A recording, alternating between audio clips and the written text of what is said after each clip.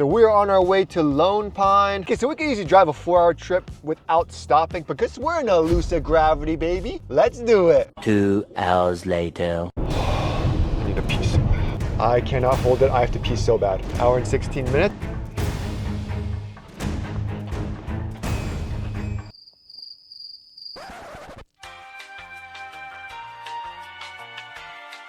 I'm in the middle of nowhere with this. Not a Tesla, but charging at a Tesla Supercharger? This is a 3-row electric SUV by a company called Lucid. Lucid claims the Gravity has 450 miles on one charge. And this solves everyone's range anxiety problem, potentially never needing to charge at all on a road trip. Imagine going from LA to Vegas on one trip. But come on, we know that with all EVs, the one thing that kills range on any road trip is speeding. And my Lucid Gravity loaner only has 386 miles at 100%. Supposedly not 450. Why? Well, it's because of these. These are the 21 and 22 inch rims with the Michelin E-Primacy tires, which drops it down to 407 miles. And because this is the 7-seater version, not the 5-seater, dropping it down even more to 386 miles. So it definitely does decrease your range. Sorry for my dog, he's very excited to be on the video. But what's it really like driving the Lucid Gravity as an everyday person on a road trip? We're driving over 600 miles round trip in the Lucid Gravity to test everything. Dream Drive Pro 2, how accurate the range really is, what's the charging experience like, and finally to answer the big question, is this a solid SUV for long road trips? It's also loaded up full of camping gear, my hefty wife, 2 beautiful boys, and me, Everydaychris, 6'3" of pure goodness. So let's find out. Also, thanks to Lucid for loaning me this car for a few days, but they didn't pay me or tell me anything to say, and these opinions are entirely my own. Okay, so 100% is giving me 386 miles.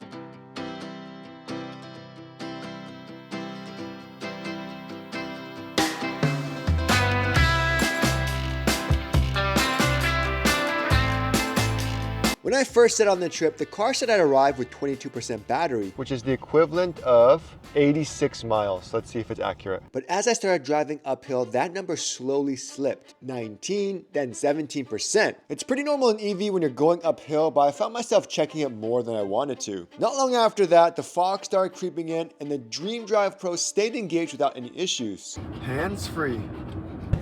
But I can't even see very well. And was even able to change lanes in the fog. Yeah. But eventually the fog turned dense enough that it shut off. It's usually the same thing that happens when I drive on Tesla's full self-driving. This even has a rear fog light. I turned on the butthole because it's like literally right in the center of the Gravity on the butt. With Lucid's Dream Drive 2 Pro, it allows for hands-free drive assist using 32 sensors. To activate, press this button and you know it's on because this orange lane pops up. To deactivate it, you press the X button or you can push on the brake. Have some slight issues here and there, but overall, I haven't had to really touch the wheel on a road trip. Doesn't really know like what lane to be in or anything like that. It doesn't exit for you, but one feature I really like is how it moves over when there's a truck next to you, something you also see in Rivian and Tesla vehicles. It also suggests to move lanes to pass other cars, but the notification goes away so fast, I was never able to take it on video. But overall it works really, really well, surprisingly, because this is like not a major freeway. A lot of other car companies, it doesn't work on these type of freeways because it's not a major road. However, with the Dream Drive 2 Pro, it works fine, no problem, detects the lanes, does well on most curves. Holy!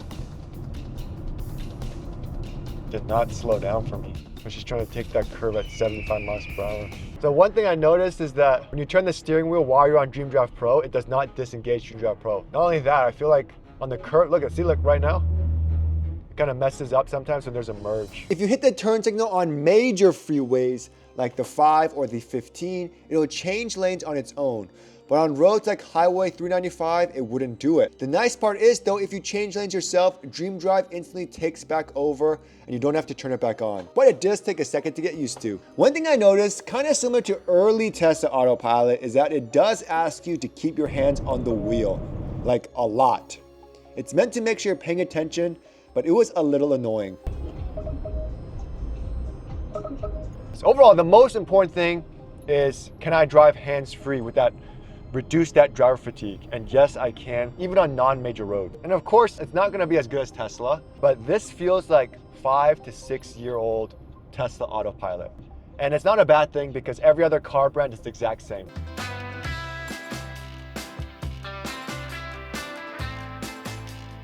So we finally made it almost 4 hours later, but we're gonna arrive with 20% it says, which is not bad at all. I think it's just 1 or 2% less than what they said. But for the majority, I was going 75, 80 miles per hour. So very, very surprising. You can see my energy consumption. I drove 223 miles and I almost consumed 79% battery. Driving below 70 miles per hour could have saved me 2.2% this drive, and most of it is from driving as well as some elevation and climate control. And my climate right now, it's not like that crazy, it's at like 68, but very nice UI. The battery has been preconditioning as well, and right now it's 61 degrees, so it's not too cold, not too hot.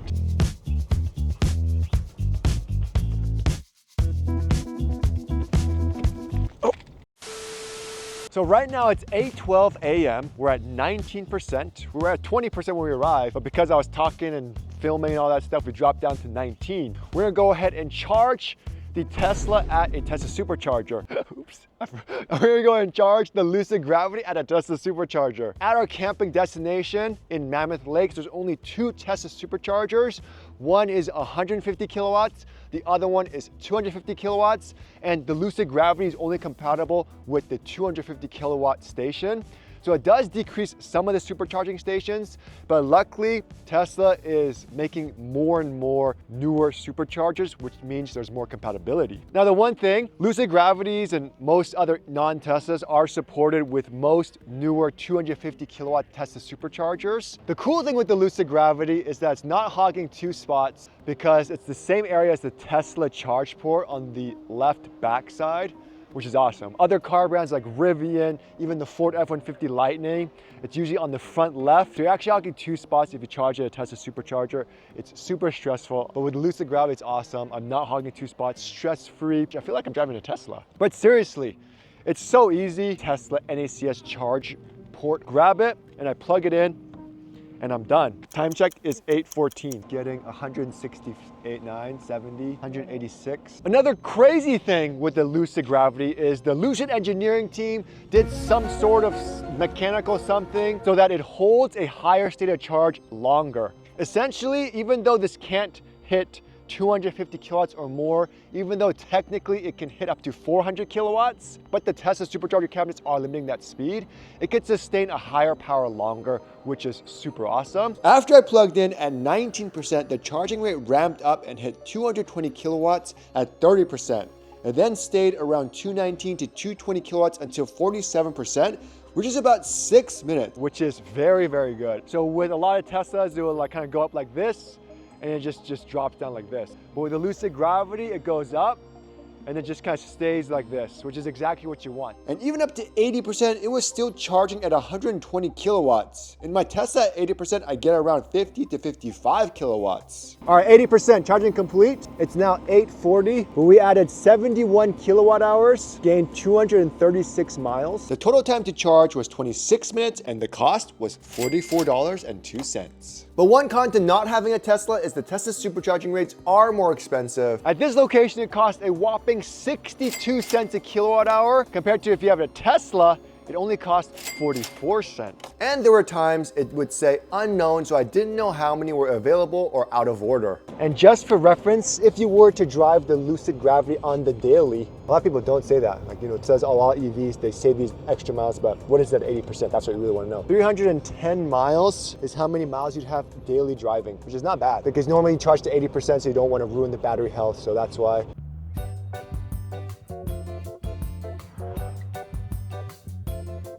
One issue I did face, however, was the navigation. For some reason, I don't know if they use Lucid Maps, not Google Maps, because there were many times on our drive where it said to exit, take local roads, something weird. But when we had Google Maps open, it just said to stay on the major freeway, which is kind of smart.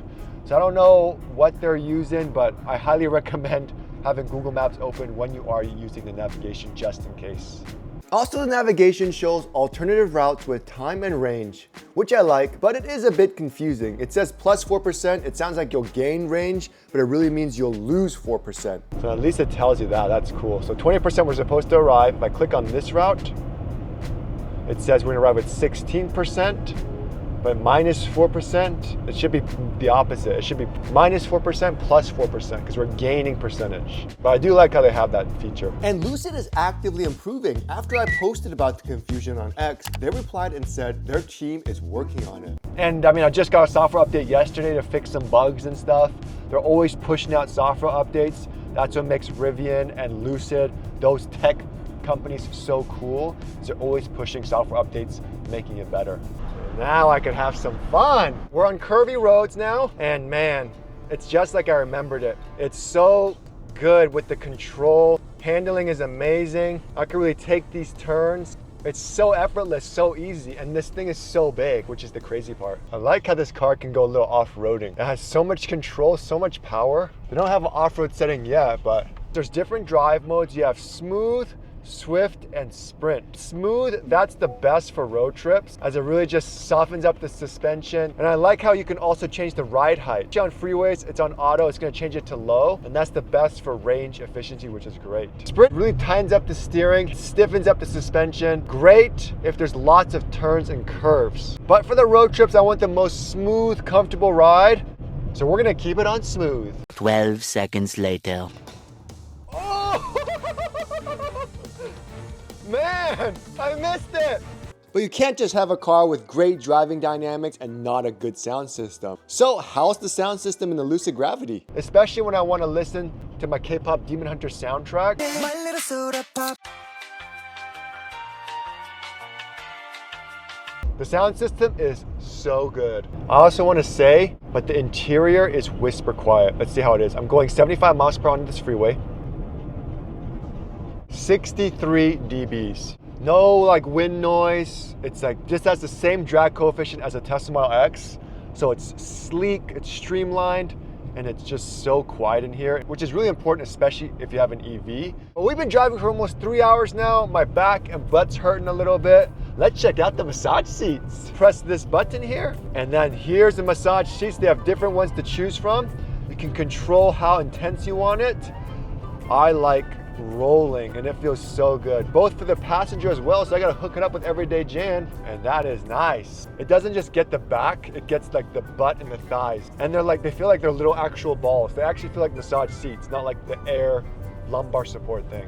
And then just the infotainment, the graphics, the display, the Squircle steering wheel, how it gives me tons of visibility is amazing. Quick commands here, lock, unlock, manually control the headlights, wiper blades, front and rear defrosters. It's all touch sensitive. So technically this whole entire thing is touch sensitive. They just don't let you touch stuff here. Open up the map so you have a nice big map view. Once you get the hang of it and once you know the user interface, very nice to use. Visibility is good. You got the standard blind spot indicators on the side mirrors, but it also has a Tesla style blind spot camera. And when someone's next to you, the camera view pops up, it flashes red, and it gives you an alert sound. After driving round trip 645 miles, I was getting 2.68 miles per kilowatt hour, but my last trip I was driving 80 miles per hour and I was getting 3.04 miles per kilowatt hour. But that's the efficiency of a Lucid Gravity on a more than 500-mile road trip. This is the first time we ever took a road trip in the Lucid Gravity, and man, it was amazing. The beauty is the frunk is huge, so we filled it up with our camping stuff, but luckily we got the Z Empire shelter, so we're able to put all the stuff into there. That way we can sleep comfortably in the Lucid Gravity. We did, however, explore a little bit. We went to some cool Nightmare Rock. We went to some YouTube do not censor me. It's like Eric or Creek. I'm just gonna say we went to some bakery. We had dog mode or creature comfort on. It worked fine, no problem while we were getting the bakery goods. Man, taking a road trip in the Lucid Gravity was not as difficult as I thought. With the Dream Drive 2 Pro, stays in the lane, changes lanes for you. The ride was amazing. It was super comfortable. With the Tesla, we have to charge at least twice, 30 minutes each, so it's like an hour charging time. With the Lucid Gravity, we only had to stop once to charge for 25 minutes. Technically, if your bladder can hold it.